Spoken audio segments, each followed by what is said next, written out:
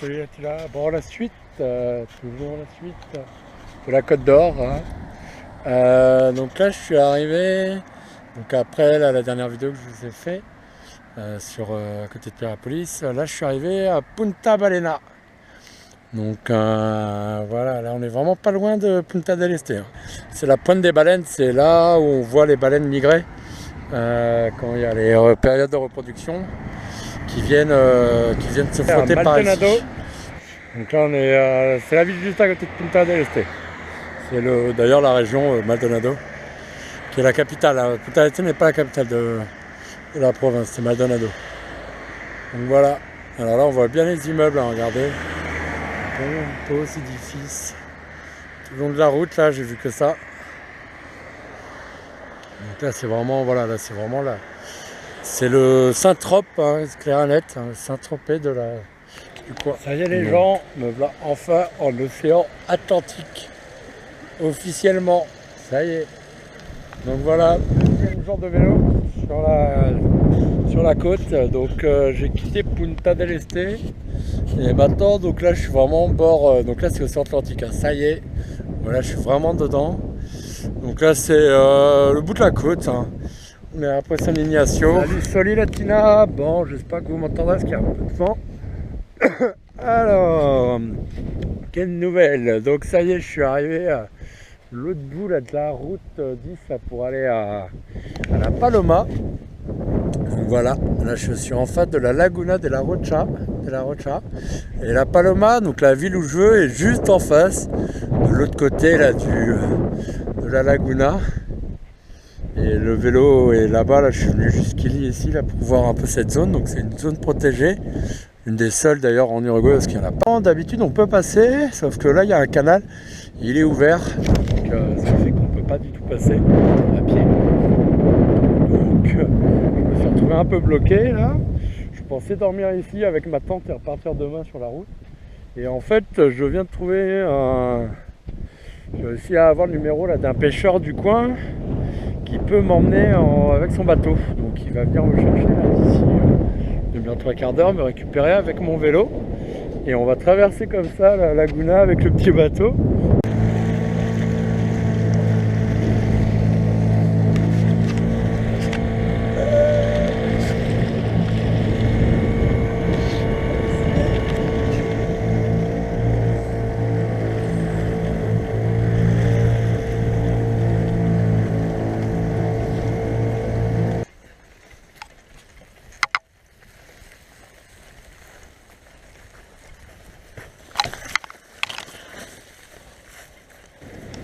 La magnifique plage de Santa Isabel en solo, personne.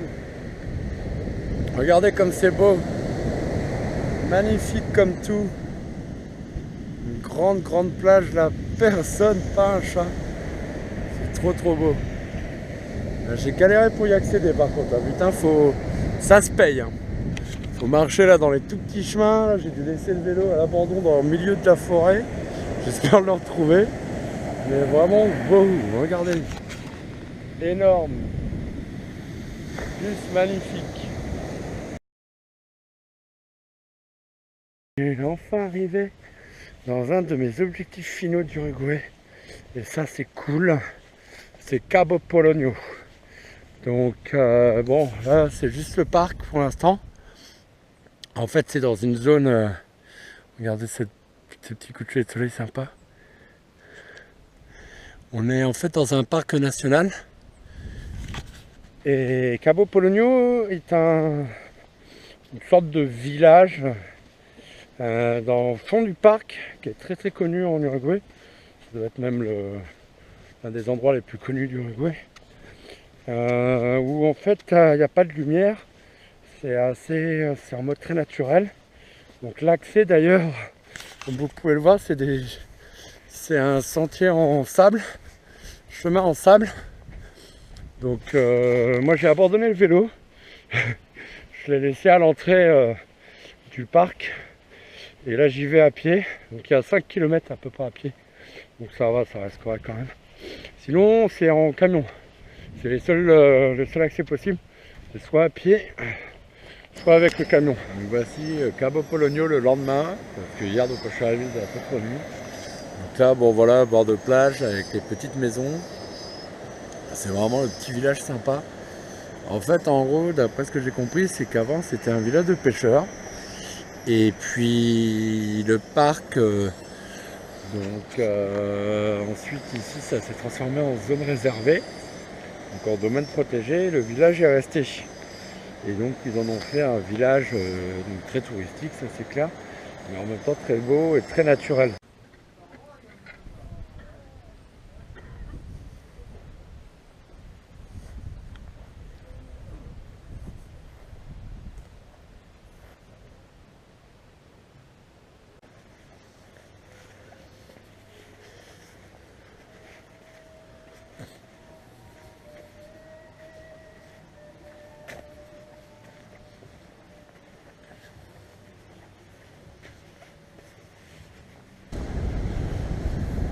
Et voilà le bord de plage de Balissas.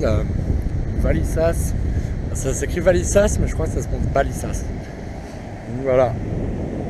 Donc imaginez bien que l'été ici, c'est bien blindé quoi. C'est vraiment station balnéaire pour l'été. Mais là l'hiver c'est tranquille quoi. Donc voilà, donc là on est à côté de Cabo Polonio. Cabo Polonio est par là.